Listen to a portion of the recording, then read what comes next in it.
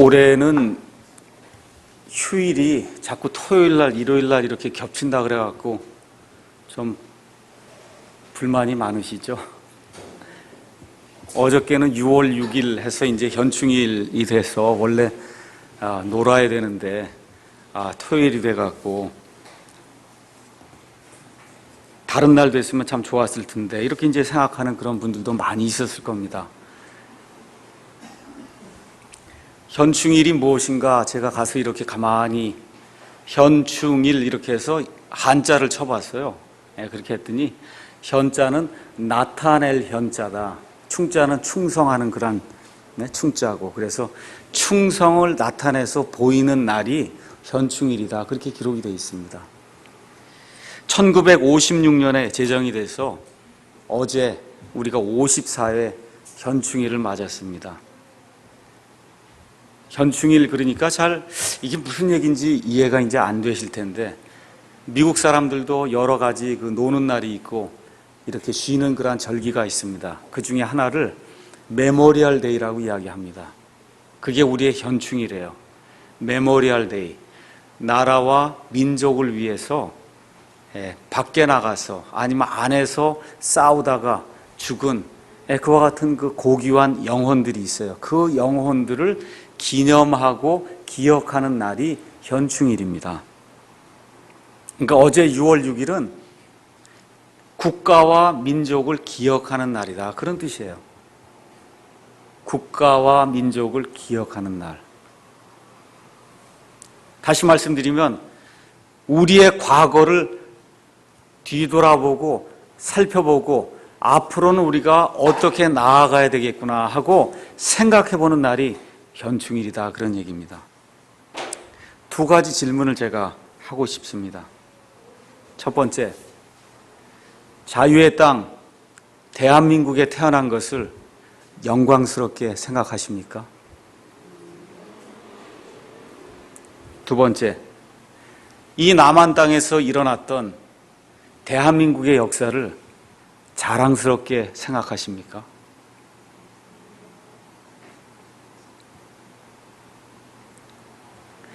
배고픈 것은 참을 수 있고 굴욕도 참을 수 있지만 나라 없는 서름은 참을 수 없다. 나라가 있고 백성이 있다. 그래서 이번에 김인식 감독은 나라가 있고 야구가 있다 그랬죠. 그렇잖아요. 성경의 이스라엘의 역사를 우리가 한번 살펴보고자 합니다. 지금부터 약 4,000년 전에 하나님께서 아브라함이라고 하는 정말 보잘것없는 보통 사람을 지금의 이라크 땅 바그다드에서 부르셔서 그래서 가나안 땅으로 불러주셨습니다.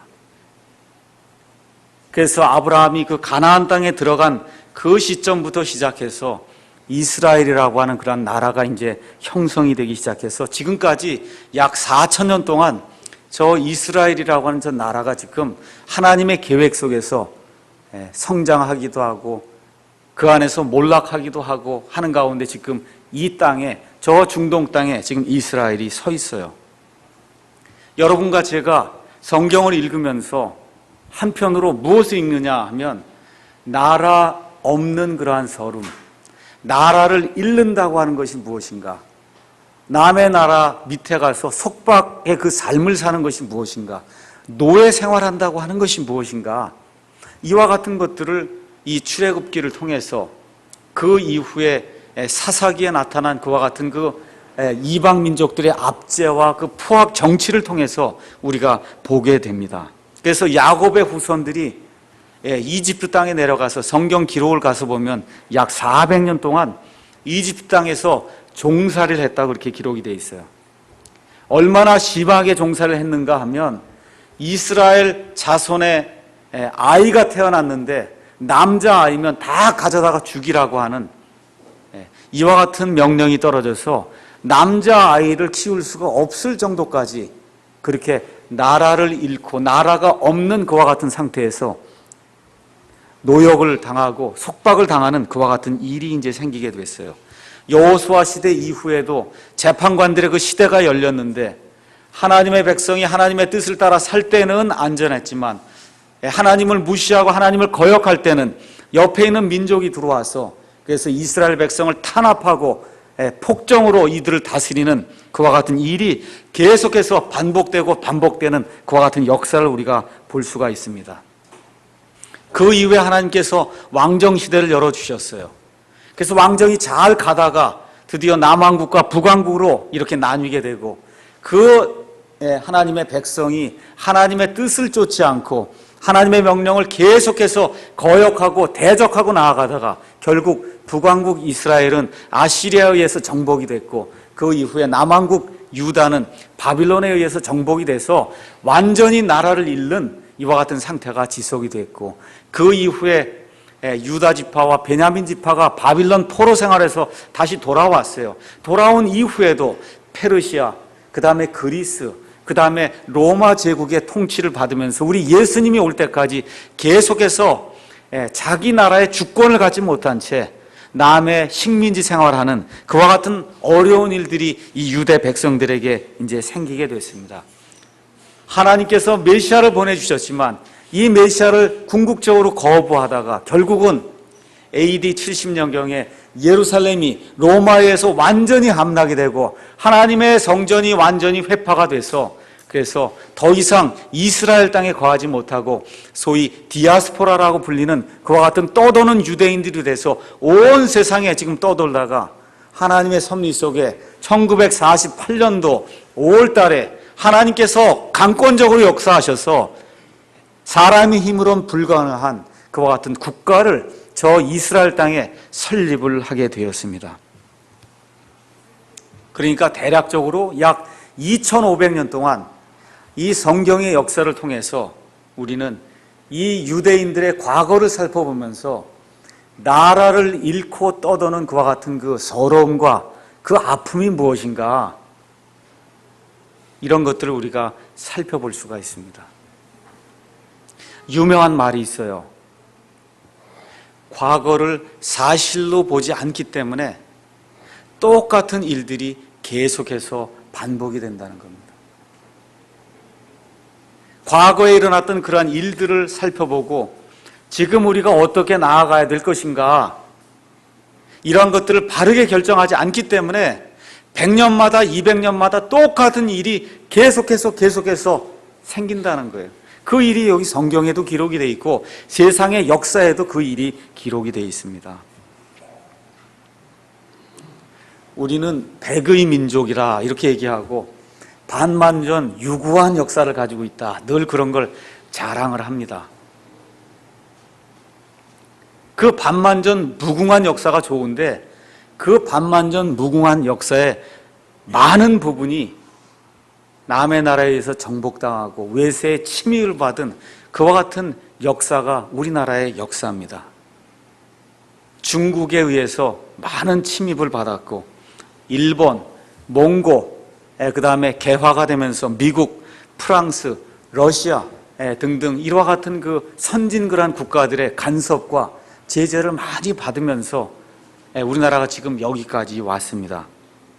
1945년도에 일제의 그 식민지 해방 이후에 남과 북이 갈라져서 이미 64년이라고 하는 많은 세월이 흘러갔습니다.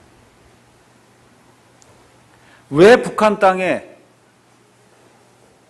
저런 사악한 공산주의 독재 체제가 서서 사람들이 저렇게 고통을 받는지 저는 이해할 수 없습니다.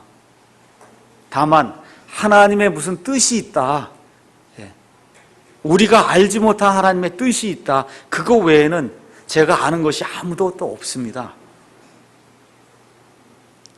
이 세상에 우연하게 일어나는 그런 일은 없기 때문에 하나님께서 무슨 뜻이 있으셔서 저 사악한 독재 체제 하에서 수많은 사람들이 굶주림 속에서 지금 죽고 있는데 하나님의 통치 하에서 저와 같은 일이 분명히 지금 일어나고 있습니다. 왜 이런 일들이 일어나는가? 우리가 이걸 통해서 무엇을 배웠습니까? 한번 생각을 해보고 싶어요. 동일한 사람들이에요. 같은 말을 합니다. 북한엔 더 지하자원도 많고 좋은 것이 더 많아요. 기독교도 북한에 더 먼저 들어왔습니다. 그런데 왜 북한은 저렇게 이 세상에서 가장 못 사는 그러한 나라가 되었는가? 그 아이들 모습 보시죠? 신문에 나오는 그 아이들 모습. 정말 아프리카 그 이디오피아에 있는 그 아이들과 똑같은 그런 모습이 돼서 아이들이 굶어 죽고 그 병에 걸려서 죽는 그런 모습 보시지 않아요? 왜 그렇습니까? 통치자와 지도자를 잘못 만났기 때문에 그래요. 또 왜 그래요? 사상이 잘못된 것이 들어가서 그래요. 마귀의 사상이 들어간 마귀의 통치자가 저 땅을 다스리기 때문에 똑같은 조건을 가지고 있는데도 불구하고 저렇게 어려운 삶을 살고 있다는 것을 저와 여러분이 이번 6월 달에 명심을 하고 우리나라가 어떻게 가야 될 것인가, 우리 예수 믿는 사람들이 똑바로 다시 한번 생각을 해야 되지 않겠나, 이런 생각을 해보는 겁니다. 내 아버지는 이북에서 인민군으로 6.25 전쟁 때 차출이 돼서 나와서 싸우다가 후퇴하다가 유엔군에 잡혀서 그래서 거제도 포로 수용소에 가서 거기서 수용소 생활을 하다가 반공 포로로 석방이 됐습니다. 북한으로 돌아갈 수 있는 그러한 기회를 줬음에도 불구하고 그 안에 어머니와 많은 땅과 형제 친척들이 있음에도 불구하고 홀홀단신 여기 이 남한 땅에 남겠다고 작정을 하고 북한에 가지 않겠다고 해서 이 땅에 남았어요. 그래서 저는 한 번도 할아버지, 할머니, 무슨 삼촌, 사촌 한 번도 불러본 적도 없고 본 적도 없습니다. 왜 그래요? 자유를 구했기 때문에 그렇거든요. 자유. 부모와 친척과 그 땅보다도 자유를 그리워했기 때문에 공산주의 독재 체제 하에서는, 이 마귀의 시스템 하에서는 자유라고 하는 걸 누릴 수가 없었기 때문에 그 모든 걸 다 버리고 여기 이 땅에 아무도 없는데 혼자 남겠다고 작정을 하고 이 땅에 사시다가 통일을 보지 못하고 돌아가셨습니다. 우리 반만년 역사 가운데 지금처럼 잘 사는 때가 있었습니까, 여러분? 우리나라 5천년 역사 가운데 지금처럼 우리 민족이 잘 살던 때가 있었습니까, 여러분? 있었어요, 없었어요? 예. 지금처럼 영혼의 자유를 누린 때가 있었습니까, 없었습니까? 있었어요, 없었어요? 단 한 번도 없었어요. 지금처럼 잘 먹고 잘 사는 때가 없었고 지금처럼 영혼의 자유를 누린 때가 없었어요. 근데 무엇이 문제가 되고 있느냐? 잘 먹고 잘 사는 것과 이 영혼의 자유가 오히려 지금 우리에게 독이 되고 있다는 거예요. 여러분 이해하세요? 잘 먹고 잘 사는 것이, 영혼의 자유를 누리는 것이 너무 복에 겨워서 그것이 지금 우리에게 도구로 작용하는 이러한 시대에 우리가 살고 있다는 겁니다. 극심한 이념 갈등이 우리 가운데 지금 있지 않아요? 그렇지 않습니까? 이 안에 살면서도 저 뒤에 있는 그 시스템이 좋다고 그걸 찬양하는 사람들이 지금 많이 있어요. 국론이 분열되어 있어요. 상대주의적인 그런 세계관을 가지고 있고, 특별히 교회가 앞으로 우리 민족이 어떻게 나아가야 될 것인가, 교회가 바른 길을 제시하지 못하는 이러한 답답한 시대에 지금 우리가 살고 있다, 그런 얘기입니다. 우리 믿음을 가진 사람들의 의문점이 무엇이냐? 하나님의 뜻이 지금 이 시대에 어디에 있는가 하는 겁니다. 이 남한 땅에서 많은 자유를 누리며 잘 살고 있는 우리를 향한 하나님의 뜻이 어디에 있는가? 이걸 한번 우리가 예레미야 시대에 그 시대를 살펴보면서 한번 하나님 앞에서 민족적으로 우리가 어떤 일들을 해야 될 것인가 한번 살펴보는 그런 시간을 갖고자 합니다. 먼저 예레미야 시대의 특징을 가서 보겠어요. 예레미야 시대의 특징은 한마디로 국론의 분열입니다.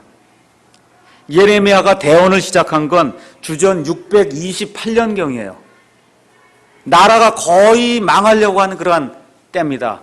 예레미야가 이 대언을 하기 시작해서 약 20년이 지났을 때 바빌론의 느부갓네살 왕이 와서 1차 침공을 해서 이 많은 사람들이 포로로 잡혀가는 그런 일이 이제 생기게 됐고, 이 대언자가 대언을 한 지 약 40년이 지났을 때 나라를 완전히 빼앗겨서, 그래서 그 나라에 살지 못하고 다 바빌론 땅으로 쫓겨가는 그와 같은 일이 생기는 그런 때에 대언자 예레미야가 하나님의 말씀을 대언하기 시작했습니다. 근데 잘 들으세요. 남왕국 유다가 이렇게 어려운 일을 당할 때 이미 하나님이 시청과 교육을 통해서 대언자 예레미야가 일어나기 전에 100년 전에 북왕국 이스라엘이 하나님의 말씀을 거역하다가 결국은 아시리아에 의해서 침략을 당해서 완전히 나라를 잃게 되는 그와 같은 일이 생기는 것을 눈으로 볼 수 있도록 하나님이 만들어 주셨어요. 저 북한 땅에서 저렇게 사악한 독재 정치가 이루어지고 수많은 사람들이 죽는 것을 이렇게 눈에 하나님이 보여주시는데도 불구하고 그걸 좋다고 하는 그런 사람들이 있다고 하는 게 이게 큰 독이다, 그 얘기입니다. 그래서 그 시대에 하나님께서 왕정시대가 열리면서 계속해서 하나님의 말씀을 대언하는 대언자들을 하나님이 일찍부터 보냈는데 듣지 않는다는 거예요. 누가 안 듣냐? 백성과 지도자들이 합심해서 안 들어요. 예레미야 가서 보겠습니다. 예레미야 2장 18절에서 19절 가서 보겠습니다. 하나님이 말씀하시는 겁니다. 예레미야 2장 18절 19절. 이제 무슨 까닭으로 내가 이집트의 길로 가서 시올의 물을 마시려 하느냐? 혹은 무슨 까닭으로 내가 아시리아의 길로 가서 그 강의 물을 마시려 하느냐? 내 자신의 사악함이 너를 바로잡고 내 타락함이 너를 꾸짖으리라. 그런즉 내가 주 내 하나님을 버린 것과 내 속에 나를 두려워함이 없는 것이 악한 일이요 쓰라린 일인 줄 알고 주의하라. 주 만군의 하나님이 말하노라. 자, 말씀 쉽게 이야기하면 예레미야 당시에 유다 왕국이 지금 풍전등화 같은 그런 상태에 있었어요.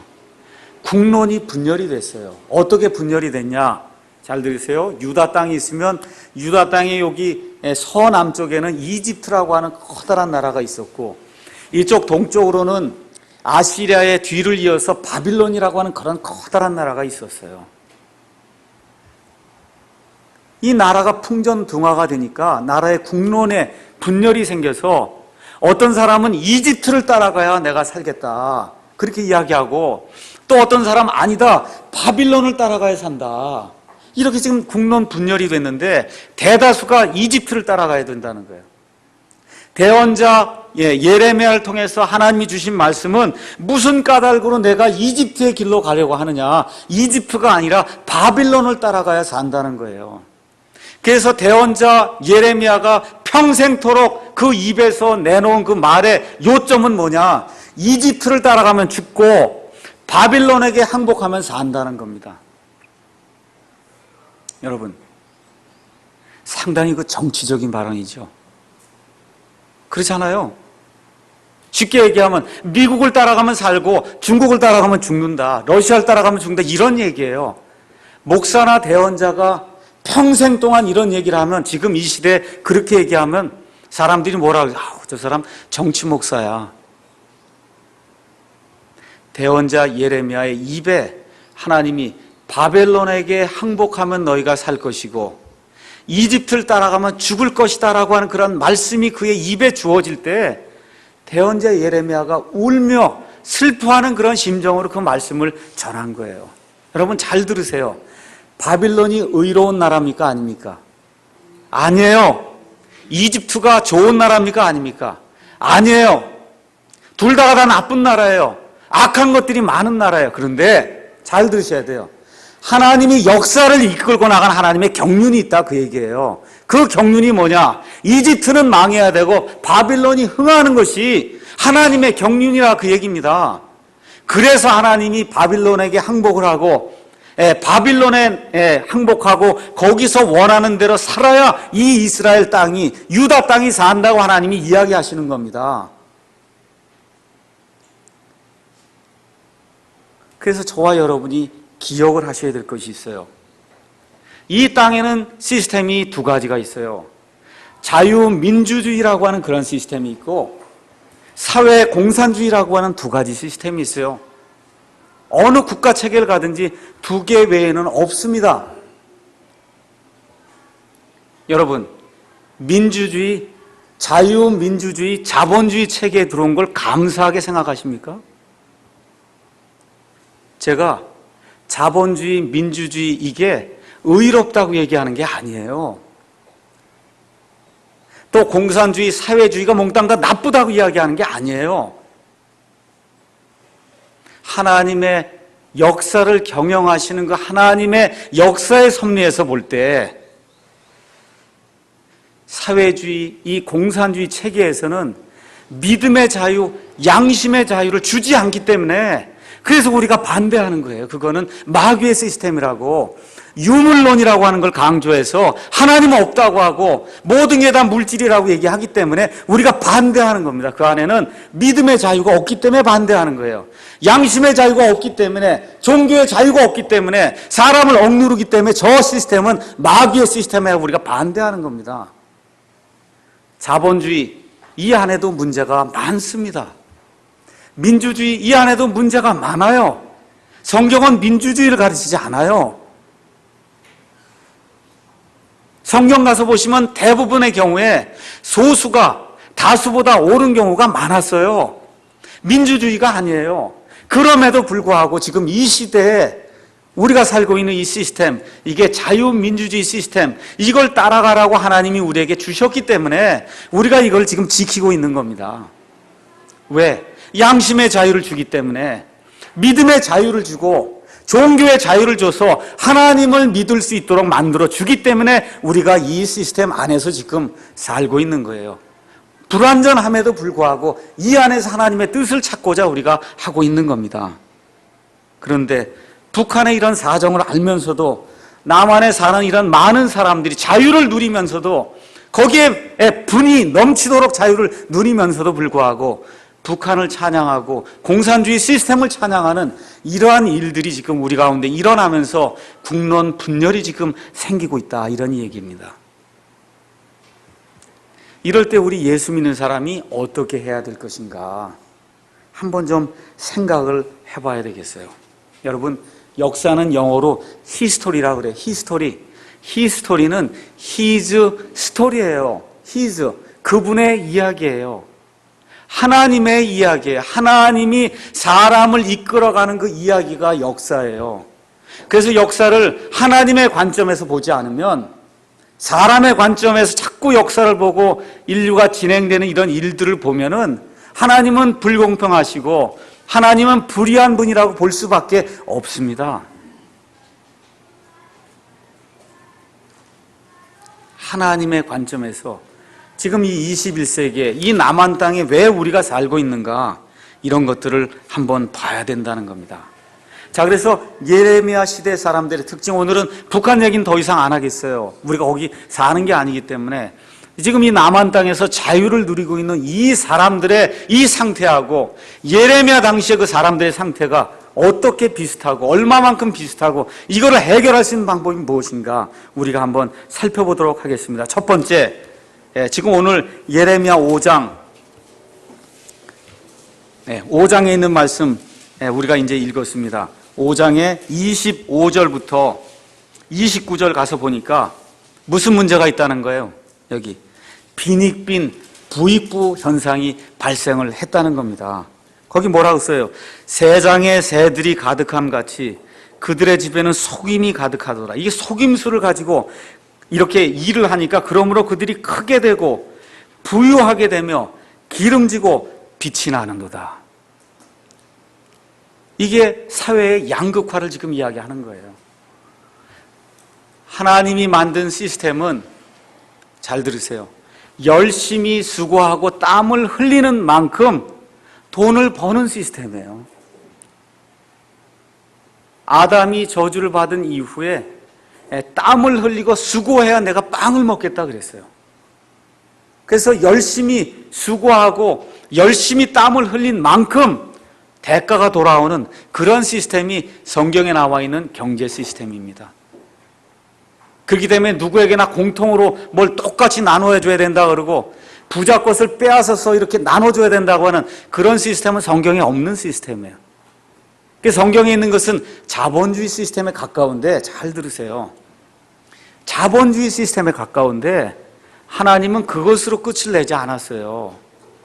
뭘 주셨냐 하면 가진 자가, 많이 배운 사람이 가난하고 어려운 사람을 돌봐야 된다고 하는 그러한 책임을 주셨어요. 지금 여기 예레미야 시대의 특징이 뭐냐? 하나님의 선민으로서 돈을 많이 가지고 있고 많이 배우고 정치 권력을 갖고 있는 그런 사람들이 사회에 소외된 그런 계층과 약자와 과부와 가난한 자와 이런 사람들을 돌봐야 될 그런 책임이 있음에도 불구하고 그런 일들을 하지 않는다는 겁니다. 여기에 지금 문제가 있는 거예요. 그래서 하나님께서 11조 제도를 만드시면서 신명기 14장 29절 가서 보면 3년에 한 번씩 10분의 1을 드리는데 그 3년에 한 번씩 드리는 그 10분의 1은 나그네와 과부와 고아와 가난한 자들을 위해서 쓰라고 하나님이 만들어 놓으신 제도입니다. 또 50년에 한 번씩 희년이 돌아와서 사람들에게 다 땅을 나눠줬어요. 근데 먹고 살 게 없으니까 땅을 팝니다. 그러면 50년이 돌아올 때 그 땅을 원주인에게 다시 돌려주는 그와 같은 희년 제도를 하나님이 만드셨어요. 이거 잘못 이용해서 또 땅을 다 국가가 소유해서 나눠줘야 된다고 하면 그런 얘기하면 안 됩니다. 그건 이스라엘이라고 하는 신정 국가이기 때문에 그게 가능한 것이지 지금 이 세대에는 적용이 되지 않는 이야기예요. 그 안에 정신만 우리가 똑바로 보면 돼요. 그 안에 정신은 무엇이냐? 하나님이 이 땅에 모든 사람이 똑같이 잘 사는 거, 그런 일은 있을 수 없다는 거예요. 하나님이 여기 가서 보세요. 그런 일은 성경에 있을 수 없습니다. 똑같이 잘 사는 건 나중에 천년왕국이나 천국에 가면 그런 일들이 가능할 거예요. 이 땅에서 누구나 다 똑같이 100만 원 갖고 누구나 다 똑같이 10평짜리 아파트 갖고 살고 이런 일은 불가능한 겁니다. 무엇이 가능한 거냐 하면 사람들이 많이 배운 사람도 있고 적게 배운 사람도 있고 돈이 많은 사람도 있고 적은 사람도 있고 병이 있는 사람도 있고 없는, 이건 사람이기 때문에 사람의 죄가 들어온 이후에는 이와 같은 불공평한 그런 일들이 발생하기 마련이라는 거예요. 그건 어쩔 수 없는 일이에요. 사람의 죄 때문에 그런 일이 생긴 것이기 때문에. 그런데 하나님이 우리 믿는 사람들에게 특별히 재산을 많이 가지고 있고 무언가 많이 배운 사람들에게 이렇게 소외된 사람들을 돌보고 이들의 아픔에 동참하라고 하나님이 우리에게 이야기해 주시는 거예요. 그러니까 자본주의 체계 하에서 이게 이루어지지 않으면 그러면 그 안에서 고통받고 어려움을 당하는 그런 사람들이 많이 생겨난다는 겁니다. 그래서 우리가 미가서 한번 가서 읽어보겠어요. 미가서는 많이 읽지 않는 부분인데 우리 한영대역 성경으로 가서 보시면 미가서 6장 6절에서 10절에 우리 하나님께서 원하시는 그러한 그 마음이 그 안에 나와 있습니다. 내가 무엇을 가지고 주 앞에 나아가며 높으신 하나님 앞에서 절을 할까? 내가 번제 헌물과 1년 된 송아지를 가지고 그분 앞에 나아갈까? 주께서 수천의 순양이나 수만의 강물 같은 기름을 기뻐하실까? 내가 내 범죄로 인하여 내 맏아들을 내 혼의 죄로 인하여 내 몸의 열매를 드릴까? 오 사람아, 그분께서 선한 것을 내게 보이셨나니 주께서 내게 요구하신 것은 오직 의롭게 행하고 긍휼을 사랑하며 겸손하게 내 하나님과 함께 걷는 것이 아니냐. 하나님의 마음을 가지고 있고 그리스도의 마음을 가지고 있는 사람이라고 하면 의롭게 행하고 긍휼을 사랑하며 겸손하게 하나님과 함께 걷는 것, 그걸 추구한다는 겁니다. 그래서 여러분께서 예수님의 그 복음서 일대기를 읽어보시면 예수님이 누구를 사랑하세요? 과부와 가난한 자와 고아와 세리와 창녀들을 사랑하시는 거예요. 왜 그들을 사랑하세요? 사람이 부자가 되면 하나님을 마음에 둘 그와 같은 여유가 없습니다. 그래서 대부분 하나님을 찾는 사람들이 마음이 가난한 자, 재산으로 가난한 사람, 영이 가난한 사람, 학식이 없어서 부족한 사람, 이런 사람들이 하나님을 찾게 돼 있다는 거예요. 그래서 그 사람들을 향해서 하나님이 은혜와 긍휼을 베풀어 주신 거예요. 그래서 초대교회가 했던 일의 특징을 한마디로 얘기하라 그러면 구제와 선교를 했어요. 구제와 선교. 첫 번째는 교회 안에서 어려운 사람들을 도왔다는 거예요. 먼저 교회 안에 있는 내 형제 자매들 중에서 어려운 일들을 당하는 그런 사람들을 교회에서 도왔다는 거예요. 지금 교회에서 장로가 되려면 어떻게 장로가 돼요? 5천만 원이고 1억이고 뭐 돈을 내야 장로가 되지 않습니까? 지금 믿음 갖고 장로되는 그런 시스템 거의 없어요. 이 나라에는. 하나님이 그런 걸 원치 않는다 그 얘기예요. 하다못해 집사를 하려고 해도 뭘 사다 놔야 되는 이런 시스템이 지금 한국의 교회 시스템이에요. 한국의 교회다, 교회 감독이다, 뭐 노회장이다 한번 하려면 교회 돈 4억, 5억, 10억씩 가져다가 선거하고 유세를 해야만 지금 감독이 되고 노회장, 총회장이 되는 이러한 사악한 시스템이 교회 안에 자리를 잡았기 때문에 하나님이 그런 걸 미워한다고 이야기하는 거예요.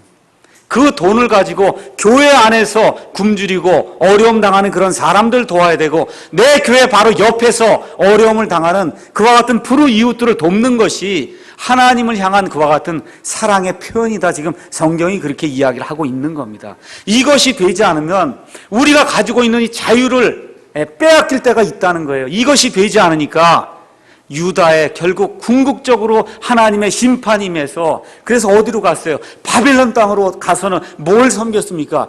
돌로 만든 신, 나무로 만든 신, 자기들이 조각해서 만든 그 신을 놓고 거기다 절을 할 수밖에 없는 그러한 비참한 처지에 빠지게 됐다 그 얘기입니다. 그래서 우리 교회가 해야 될 일이 정말 우리 교회 안에서 어려우신 분들 먼저 돌보고 사랑하고 그리고 가능하면 우리 주변에 고아원도 좋고 좀 양로원도 좋고 호스피스도 좋고 좀 이렇게 좀 도왔으면 좋겠어요. 그게 제 마음입니다. 교회 지도자들이 이런 문제에 대해서 고민을 해야 돼요. 지금 여러분 아파트 지금 20평짜리 안에 무슨 순복음교회, 무슨 장로교회, 무슨 침례교회가 지금 다 아파트 한 칸씩 다 차지하고 앉아 있거든요. 앉아서 뭐 하려고 그래요? 내 아파트를 어떻게 하면 아름답게 치장하냐 그러고 있는데 지금 아파트 전체가 지금 금이 가 있어요. 붕괴가 되려고 그래요. 이걸 봐야 된다 그 얘기예요. 내 아파트가 잘 그 안에 치장이 되어 있으면 무슨 소용이 있습니까? 이게 전체가 다 금이 가서 완전히 아파트 그 건물 자체가 붕괴가 되려고 하는데 우리가 지금 이러한 시점에 놓여 있다. 그래서 정말 교회 지도자들이 정치 지도자들이 제대로 정말 이 대통령부터 장로라 그러지 않아요. 이게 부끄러운 장로 아닙니까? 좀 회개하고 돌이킬 수 있도록 우리가 나라의 그 지도자들 놓고 정말 수시로 기도를 해야 될 겁니다. 두 번째 가서 보니까 종교 지도자들의 부패가 31절에 이제 기록이 돼 있어요. 대언자들은 거짓으로 대언하고 제사장들은 자기 방법으로 다스린다 그렇게 돼 있습니다. 거짓 대언자들이 득세라는 거예요. 예레미야가 아무리 올바른 얘기를 해도 예레미야가 틀렸다고 하고 와서 때리고 예레미야를 가져다가 지하 감옥에 쳐놓고 38장에 가서 보니까 예레미야가 하나님의 말씀을 전했더니 이 왕이 잡아다가는 어디다 갖다 집어넣냐면 지하 감옥에다 갖다 집어넣는데 그 지하 감옥에 물은 없었는데 완전히 진창이라는 거예요. 진창. 여러분 아시죠? 비 오는 날 옛날에 이런 데 가서 보면 진흙에 그냥 장화 신으면 장화가 벗겨져서 나오는 그런 땅에다가 예레미야를 집어넣은 거예요. 여러분 한번 생각해 보세요. 하나님의 말씀을 전했더니 돌아오는 대가가 글쎄 진흙탕 속에 들어가 갖고는 그 밑에 지하 감옥에 쑥 들어가는 일이라고 생각하면 그거 얼마나 비참한 일이에요. 종교 지도자들이 그렇게 했다는 거예요. 너 하나님의 말씀을 전해? 그러고서 그렇게 갖다 집어넣었다는 거예요. 제가 이 예레미야 이 말씀을 읽으면서 눈물이 났어요. 하나님의 말씀을 전한 그 대가가 이건가?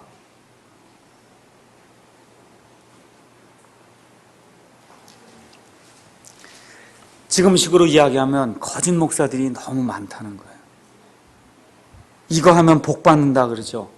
형통한다 그러죠. 자녀가 잘 된다 그러죠. 뭐 신기한 일을 이룬다 그러죠. 해갖고는 사람들을 들들 볶고 교회 일주일 내내 프로그램이 그냥 20번씩 진행이 돼갖고 교회 와서 그냥 살게 교회 사람 만들어 놓고 목사 사람 만들어 놓고 이렇게 하면서 하나님의 마음과는 상관이 없는 그러한 삶을 가르치는 이러한 시대에 우리가 지금 살고 있다 그 얘기입니다. 진리가 없어요. 진리가 없어서 오늘 한 자매님, 형제님이 천안에서 여기까지 온 거예요. 진리를 한번 들어보려고 오신 거예요. 진리가 없어요. 그래서 구리에서, 분당에서, 서울에서 진리를 들어보려고 여기까지 지금 온 거예요. 우리가 하나님의 말씀, 이 킹제임스 성경, 여러분 한번 양심을 이렇게 열어놓고 킹제임스 성경하고 개역 성경 한번 비교해 보시기 바랍니다. 성경이 너무나 많이 달라요. 그렇게 믿다가는 안 되는 그런 교리들이 너무 많이 생기고, 그렇게 믿다가는 정말 구원받지 못할 그런 교리들이 그 안에 있는데도 불구하고, 올바로 이렇게 번역했는데도 불구하고 이단이라고 그러고 정죄하고 보지 못하게 하고 그렇게 가로막는 시대가 지금 우리 시대입니다. 제가 서점에 갔다가 신약성서 우리에게 오기까지라고 하는, 벌써 이 포장이 멋있잖아요. 이게 이렇게 돼 있어. 신약 사본과 인쇄본 이야기에서 민경식이라고 하는 분이 적은 이런 책을 이제 구하게 됐습니다. 물론 이분은 개역 성경에 빠진 거 있는 게 다 옳다고 이제 주장을 하는 그런 분이죠. 그래서 가서 보니까 앞에 이제 사진이 있더라고요. 근데 저보다 훨씬 미남이더라고요. 뭐 공부도 많이 했어요. 연세대학교도 다니고 독일의 민스터 대학에 가서 본문 비평과 신약성서 사본학으로 박사학위를 받았더라고요. 안에 글을 보니까 글이 참 매끄럽고 그 안에 이 만들어 놓은 책을 가서 보면 우리가 만들어 놓은 책하고 상대가 안 될 정도로 책이 아주 고급스럽습니다. 그래서 쭉 이렇게 읽는 가운데 맨 마지막에 이런 글들이 나와 있어요. 제가 깜짝 놀랐어요. 새로운 사본들의 지속적인 발견과 본문 비평이라는 학문의 발전으로 점점 더 고대의 훌륭한 본문을 회복하는 그러한 길이 열리고 있다. 잘 들으세요. 성서의 본문이 변한다니 얼마나 감사한 일인가. 이 하나님의 말씀이 계속 변하니까 너무 감사하다는 거예요. 여러분, 무슨 얘기인지 아시겠어요? 네. 그래서 성서의 본문이 변하기에 성서가 살아 움직여서 우리에게 늘 새로운 말씀으로 다가온다는 게, 이게 한번 본문이 고정된 거는 그건 죽어있는 말씀이라는 거예요. 죽어있는 말씀. 네, 그래서 이게 도대체 이게 무슨 얘기인가, 내가 좀 쇼크를 먹고 민경식이라는 사람이 누군가 이렇게 가서 봤더니 그 아버지가 이 대한성서공의 총무를 맡고 있는 민영진 박사더라고요. 민영진 박사. 그 아버지가 이 바른 성경을 알게 모르게 대적하는데 제일 앞장서는 사람인데, 그 아들을 또 훈련을 시켜갖고는 또 그 아들에게 대를 물려서 또 이 일을 또 시키는 그런 일들을 이제 하는 걸 제가 보게 됐습니다. 이런 일들을 보면서 목사나 성경학자라고 하는 사람들이 예레미야 시대나 지금 이 시대나 똑같은 일들을 하고 있구나. 잘 들으세요. 이렇게 하면 어떤 일이 발생한다 그랬어요? 하나님의 심판이 만다는 거예요. 자유를 지금 누리고 있는 자유를 빼앗기는 때가 올지 모른다. 성경이 그렇게 이야기하는 거예요. 세 번째, 뭐라고 적혀 있어요? 백성들이 그렇게 하는 걸 사랑한다고 그렇게 기록되어 있지 않아요? 한번 가서 보세요, 여러분. 예레미야 5장 가서 한번 보세요. 5장에 거기 맨 끝절에 가서 보니까 대언자들은 거짓으로 대언하고 제사장들은 자기 방법으로 다스리며 내 백성은 그렇게 하는 것을 사랑한다 그렇게 기록되어 있지 않아요? 이 백성이 그걸 싫어하면 위에 있는 사람들이 이렇게 못한다는 거예요. 근데 어떻게 해요? 백성이 그러한 일들을 좋아한다는 거예요. 좋아해요. 며칠 전에 묻고 답하는 예배학 카페라고 하는 그런 책을 샀어요. 여기 서울 신학교에 있는 조기현 박사가 지은 책이에요. 뭐 다 다 맞는 건 아니지만 그래도 그 안에 정신이 살아있어서 좋은 것들, 바른 것들을 많이 얘기해요. 거기 가서 보면 열린 예배는 예배입니까? 아닙니까? 그렇게 묻는단 말이에요. 그러니까 그건 예배가 아닙니다.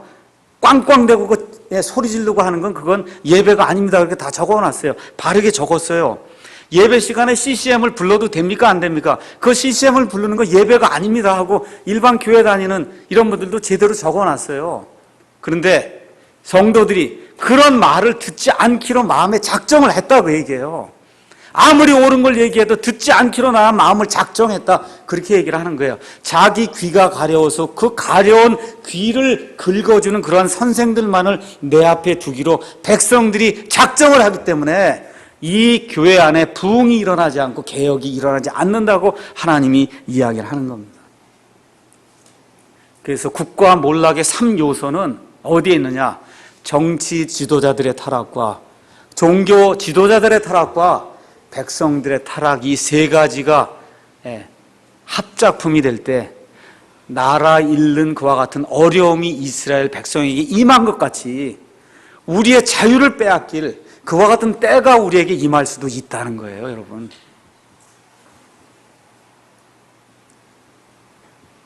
하나님의 초청 말씀 드리겠습니다. 첫째, 진리를 사랑하는 사람은 수가 많지 않습니다. 예레미야 시대에 그렇게 예레미야가 울면서 하나님의 말씀을 대언했는데 예레미야를 따른 사람은 아마 10명도 안 됐던 것 같아요. 위로받으시기 바랍니다. 우리가 바르게 살려고 이렇게 하는데 몇 사람이 안 모이잖아요. 몇 사람이 안 모입니다.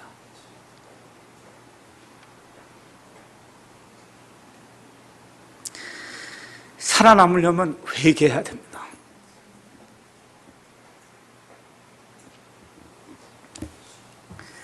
지도자를 위해 기도하고 자유를 누릴 수 있는 이러한 나라에 태어난 것 하나님께 감사해야 됩니다. 우리 아이들에게 이걸 주기 위해서 저와 여러분이 이 자유를 우리 아이들에게 주기 위해서 노력해야 됩니다. 북한 문제를 위해서 기도해야 돼요. 그 많은 사람들이 지도자 하나를 잘못 만나서 마귀 때문에 엄청난 고생하고 있습니다. 기도해야 돼요. 마지막으로 말씀드릴게요. 세상 보고 살면 안 됩니다. 여기 자본주의다, 민주주의다, 공산주의다, 사회주의다, 이 세상 시스템 안에서는 저와 여러분이 바라보는 영원한 자유가 없어요. 그래서 이 불완전한 세상 속에서 저와 여러분이 살면서 저기 바라보고 사셔야 돼요. 기도하시겠습니다.